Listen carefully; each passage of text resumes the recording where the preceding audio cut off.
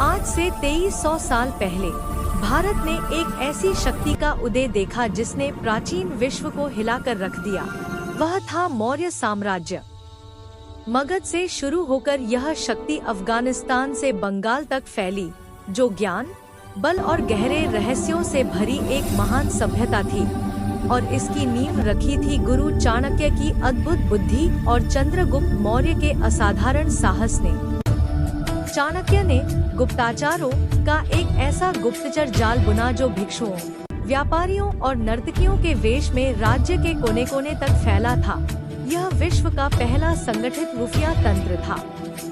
एक साधारण बालक चंद्रगुप्त चाणक्य के मार्गदर्शन में नंदों को उखाड़ फेंका और अपनी बुद्धि को शस्त्र बनाकर अखंड भारत को एक धागे में पिरो दिया। चंद्रगुप्त ने यूनानी शासक सेल्यूकस निकेटर को हराकर 500 युद्ध हाथी भेंट किए, जिसने पश्चिम में युद्धों का नक्शा बदल दिया और मौर्य कूटनीति की छाप छोड़ी।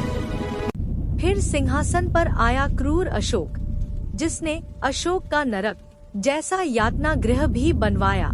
लेकिन कलिंग युद्ध की भयावहता ने उस अत्याचारी हृदय को हमेशा के लिए बदल दिया। रक्तपात से घबराकर वह अशोक महान बना और शांति का दूत बन गया। शांति का यह संदेश धम्म के रूप में बौद्ध भिक्षुओं द्वारा यूनान, मिस्र और श्रीलंका तक पहुंचाया गया।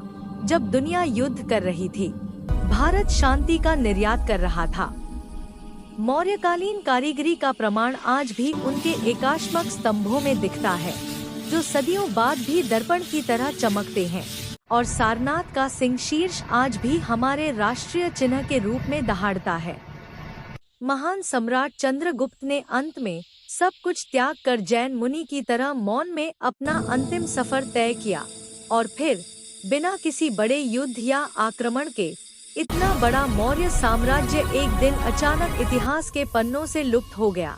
एक ऐसा रहस्य जिसे इतिहास आज भी सुलझा नहीं पाया है। लेकिन उन्होंने एक ऐसा साम्राज्य बनाया जो किसी भी राजा से महान था, और पीछे जो सबक छोड़े वे किसी भी युद्ध से कहीं ज्यादा बड़े थे। Like, share and subscribe.